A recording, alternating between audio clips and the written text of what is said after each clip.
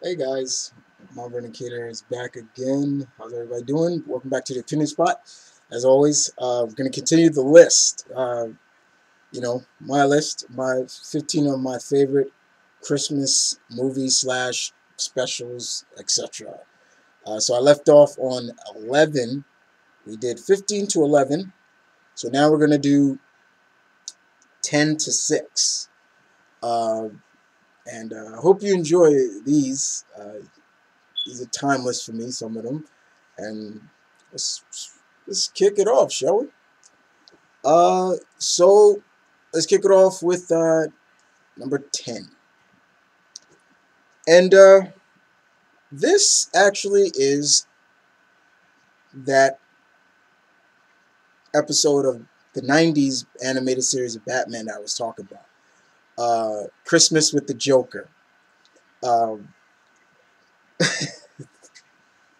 this episode was about basically Joker escapes from Arkham and, as always, goes on a havoc, playing cat and mouse with Batman and Robin. Batman, Bruce, and Dick are, patrolling the streets, and they're at first, and they're like, okay, well, nothing here, and let's go home now and go watch It's a Wonderful Life. And Batman's like, I've never watched that before. I've never watched through the whole movie.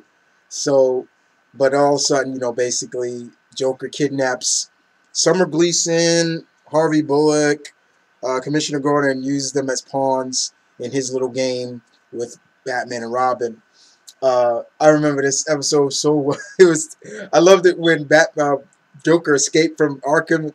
He actually sung. They were singing.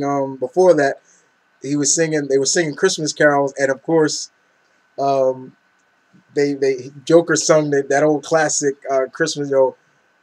Jingle bells, Batman smells, Robin laid an egg. The Batmobile lost his wheel, and the Joker got away. He blew off from the Christmas tree was a rocket. I thought that was so funny, and once again, uh, Mark Hamill just did a great job as the Joker. And I remember there was one scene where Joker was going to use it. Basically, he's like, Batman, you have to save this, or you can save this train. And if you don't get there, the train's going to explode. And Summer Gleason's like, because she can't talk. And she's like, and then he removes I think it was the uh, candy cane she had in her mouth. And she was like, my mother's on that train. And he's like, yo, mother? Well, he said something that was just really funny, and it was typical Joker. But yeah, it was just really funny. I thought it was so funny that he mentioned it, and it's just how it was his expression too that really sold it. He's like, "Yo, mother," like, "Oh, that's so," and he don't care, but it was really fun. I did really like that episode of Christmas with the Joker. Really good episode. All right, so let's move on to number 9. Number 9, a classic, and this story has been told for years. Different versions, different have come out, but all the same, they have still been good, and mostly still keep true. Now, the creator of this story is known as Mr. Charles Dickens. So you should know where I'm going at with this one. And I'm talking about A Christmas Carol. Yes, Christmas Carol. Boy, timeless classic that no matter who versionizes it, there have been so many different versions of it. The Muppets did one where Michael Caine was Scrooge. Uh, they modernized it in with Bill Murray when he did Scrooged. They have modernized this story so much over the time of cinema, but always sometimes keeping the classic one. The last time they've done it was, I believe, last year or so when they did that CGI version where Jim Carrey played Scrooge. Um, but no matter what, this is a timeless classic of a man who's got everything he wants. He's got money, except in a sense he's not loved by the people. The people hate him. They think he's a dirt bag. And we kind of see over the course of time, especially when the spirits come, Christmas past, present, and future, why? What changed him? From his past to his present, and how the people feel about him when he's going to be his possible future. And I like that. I love that story. Now, I read the book first and then seen all the different modern cinemas of it, but it's just been a great tale of A Christmas Carol. Uh, like I said, the Muppets did it. The Disney characters did it. The Looney Tunes did it, where Elmer Fudd played Scrooge. Uh, a lot of people have done it. The Flintstones did it. It every time no matter what, they've been great, and I watch them all. But I always love the original writing that Charles Dickens did for this play, for the story, and it's just a timeless classic that this should be on everybody's list, no matter what, because it's that good. Okay, so yeah, A Christmas Carol. So number 8. Let's go on to number 8. Number 8, once again,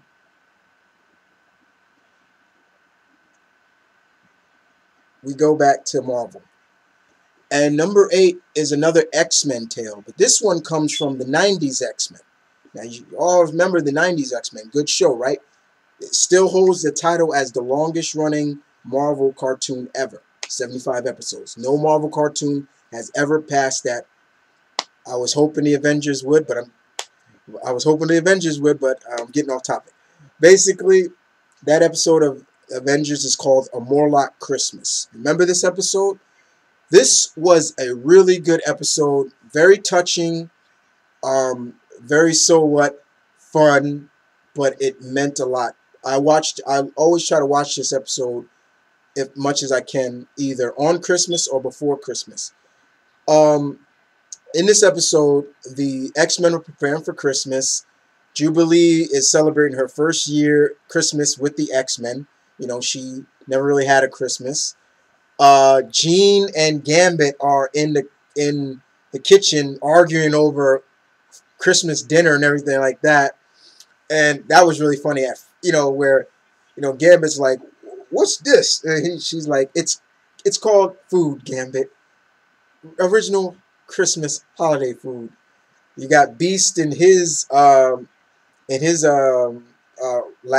I think, making cranberry sauce, cranberry glaze. It kind of blows up in his face. And later on, we see what happens. Wolverine is like being a grouch and things like that. Jubilee's like, "Oh, come on, where's your Christmas spirit, Warren?" He's like, "You don't want to know what I think of is fun," and things like that. And Storm and Wolverine and Jubilee go out to Rockefeller Center to pick up more gifts. And that's when pretty much everything goes kind of haywire right there. A woman spraying cologne in Wolverine's face. And she's like, "Excuse me, sir, would you like a scent of us? It's called Muscular." Get that? Sprays it right in his face. And she's like, Logan. He's like, "Well, you better get me out of here if you want to see how wild I can get," and things like that. And that's when Amberlands crashes when they're in Rockefeller Center, and Morlocks stole an ambulance and robbed this ambulance for medical supplies. And we find out that Leech is sick, so they tell Storm to go. And since Storm is supposed to be the leader, this takes place after the events when the Morlocks first appeared in the show. And Storm has not been there as leader, so it kind of played up as well. And they help Leech, but we find out that to help Leech, in a sense, Wolverine does a blood transfusion, but he tells him it's not going to work. As we all know, his healing factor, his blood, does not work that way. And it kind of goes in a little bit of sense that Wolverine is like, "Don't you think I want to help the kid?" But because he's done this before. And he does. And later on, Beast does fly out there with Rogue to help. And they do save Leech's life. And afterwards, we cut back to what's going on in X Mansion after Jubilee, and he's just like, and Gambit's like, "What do you mean you ain't gonna eat my food? My my oyster loaves, my Douglas said we could always warm it up, Gambit. Warm it up? You do not warm up such a meal. Gambit don't make TV, Dennis." That was classic. I love that episode. But yeah, very fun indeed. Um, so let's move on from number 8 to number 7. All right, number 7 on my list is another classic, and I remember because this was actually Tim Burton's first animated feature, I believe. Correct me if I'm wrong. And as you all should know what I'm talking about, it's none other than Nightmare Before Christmas. Yeah. Classic, classic, classic, classic, classic. My uncle took me to see this movie, and I thought it was funny. I thought it was great. It's kind of a Halloween slash, Christmas movie, and where in one world it's Halloween 24/7, and Jack Bones comes to our world and see this Christmas, and he's all like, "What's this? What's this? It's whiteness on the ground. What's this? What's this?" And he's flipping out about Christmas and everything. So he tries to bring Christmas to Halloween Town where he's from, and still he kidnaps Santa and everything, dressed up like Santa and things like that. It was really funny. My favorite scene in the movie has got to be where the kid, this little boy, his parents come and says, "What did Santa bring you for Christmas, son?"